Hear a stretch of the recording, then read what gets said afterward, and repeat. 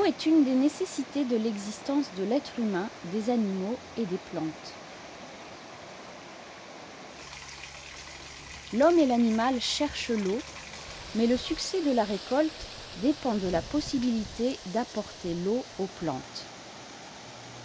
Dans la Provence, dans le sud-est de la France, il y a suffisamment d'eau, mais pas juste au bon endroit, au bon moment.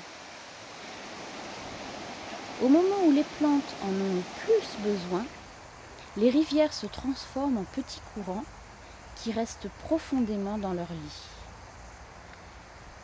Prenez la Sorgue. La source se trouve dans un trou en montagne, un trou très très profond.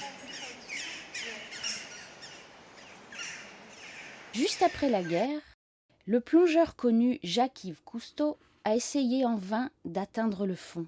Plus tard, un autre plongeur descendait à 153 mètres, mais n'atteignait pas encore le fond. Mais en attendant, l'eau vient trop lentement et il y en a beaucoup trop peu pour irriguer les champs.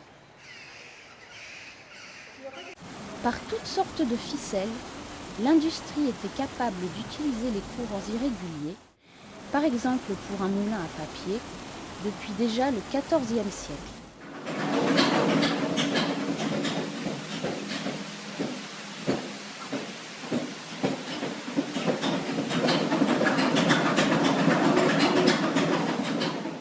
Ailleurs, on voit de grandes roues aussi. Même aujourd'hui, elles tournent encore parfois.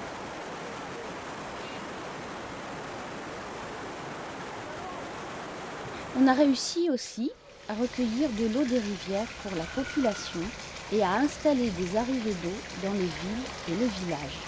Des fontaines, ils appellent ça, bien que rien ne jaillisse d'en haut. Le village Perne, comptant moins de 100 habitants il y a un siècle, ne dispose pas moins de 40 fontaines. Il y a plus de 4 siècles, on projetait déjà la construction d'un canal d'irrigation pour l'agriculture, comme ici en 1771. Avec un tel canal, la terre des paysans pourrait être suffisamment irriguée au moment voulu. Mais c'est seulement au milieu du XIXe siècle que l'on a creusé ce canal, le canal de Carpentras. Un certain Louis Giraud, maire de Perne, l'a osé. Il a gagné une statue et un ordre de chevalerie.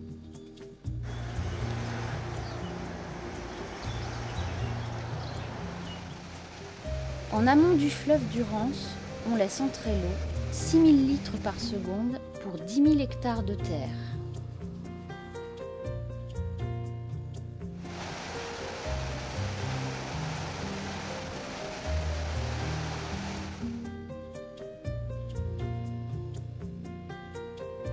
Le canal principal mesure 69 km, mais avec toutes les branches incluses, on compte plus de 700 km.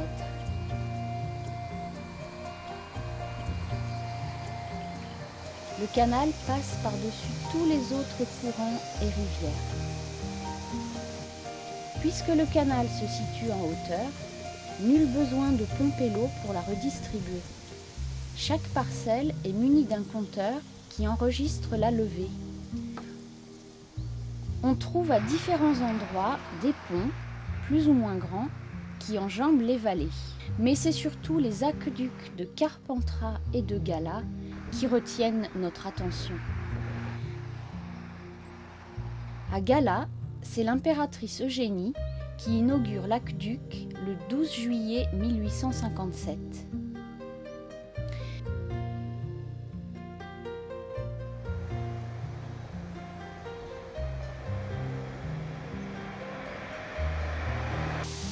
Le choix du paysan français entre ça et ça est clair. Des générations entières de paysans provençaux sont très heureux du